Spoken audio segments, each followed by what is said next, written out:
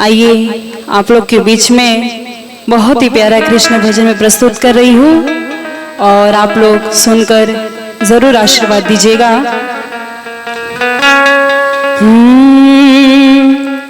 हो राधा श्याम जी के जोड़ी बड़ा नीक लागे हो, नीक लागे नीक लागे नीक लागे हो, नीक लागे नीक लागे नीक लागे हो। राधा श्याम संग प्यारे बड़ा नीक लागे हो, राधा श्याम संग प्यारे बड़ा नीक लागे हो। राधा श्याम जी के जोड़ी बड़ा नीक लागे हो, राधा श्याम संग प्यारे।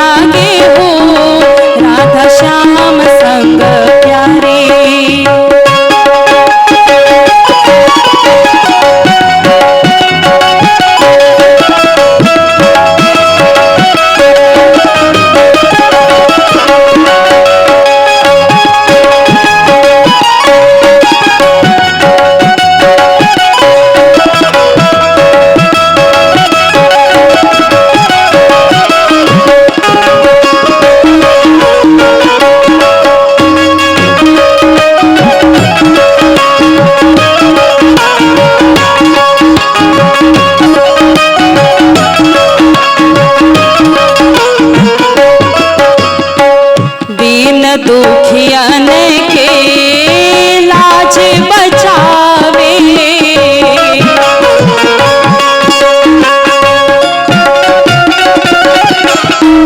दीन दुखियन के लाज बचावे।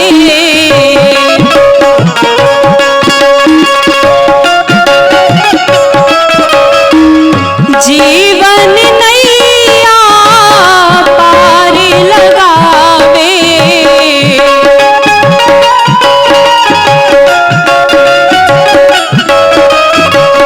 जीवन नैया पार लगावे। श्री जी श्याम के कृपा दुख मिटावे लागे हो। श्री जी श्याम के कृपा दुख मिटावे लागे हो। राधा श्याम जी के चूड़ी मनोहर से लागे हो। राधा श्याम जी के चूड़ी नीक लागे, नीक लागे, नीक लागे हो।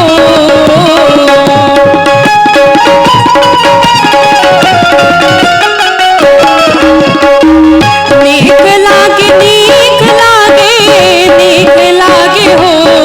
राधा श्याम संग प्यारी बड़ा नीक लागे हो।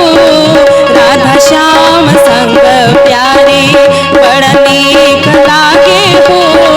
राधा श्याम जी के जोड़ी बड़ा नीक लागे हो।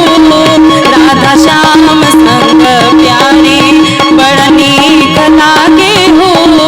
राधा श्याम संग